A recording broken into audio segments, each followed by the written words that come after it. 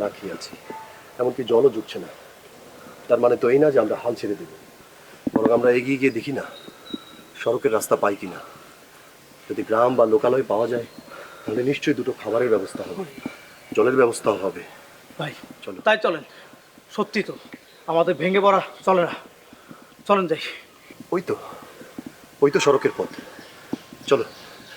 নিশ্চয়ই ওই সড়কে উঠে গেলে আমরা গ্রাম বা লোকালয় পাবো, জলের ব্যবস্থা হবে। চলো। দাদা, হ্যাঁ, পুলিশের গাড়ির শব্দ শুনতে পাওয়া যাচ্ছে, আমাদের এক্ষুনি বোধহয় পালানো উচিত। হ্যাঁ তাই তো। সাবধান সাবধান, পুলিশ সাবধানে এসো।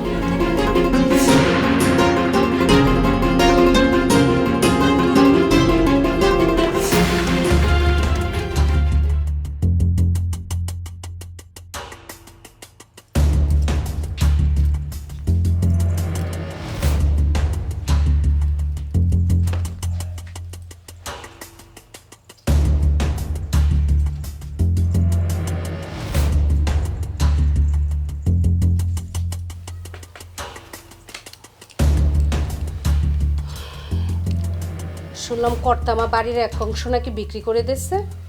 কে বলল? নায়েব মশাই।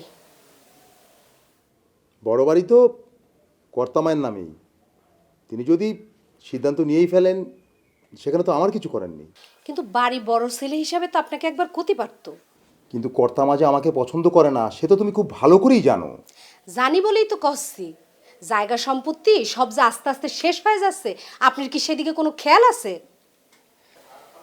কদিন পরে তো আমাকে রাস্তায় নামতে হবে। আচ্ছা গিন্নি, তুমি আমায় কি করতে বলো, একটু খুলে বলো দেখি। আপনি নায়েব মশাইয়ের সাথে বসেন।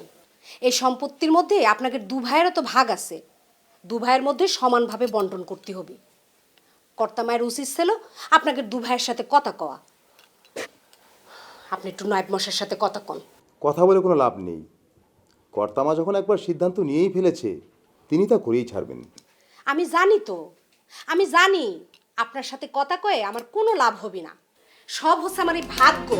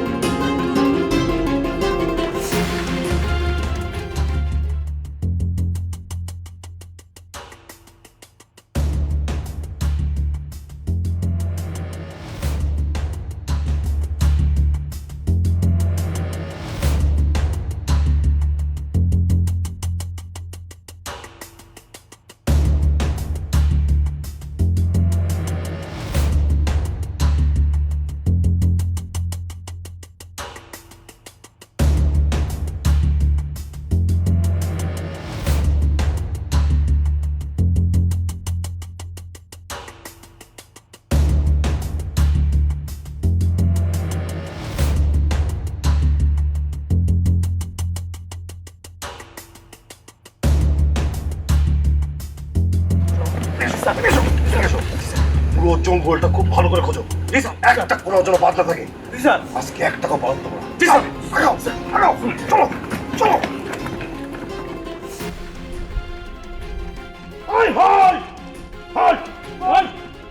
একদম পালানোর চেষ্টা করলে কিন্তু মাথা খুলে উড়াই দেবো, একদম চালাকি করবে না।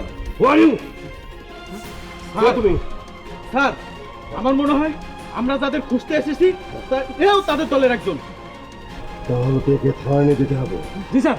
এর মুখ থেকে সব ইনফরমেশন কালেক্ট করতে হবে। জি স্যার। থানায় নিয়ে চলো, থানায় নিয়ে চলো। আপনাদের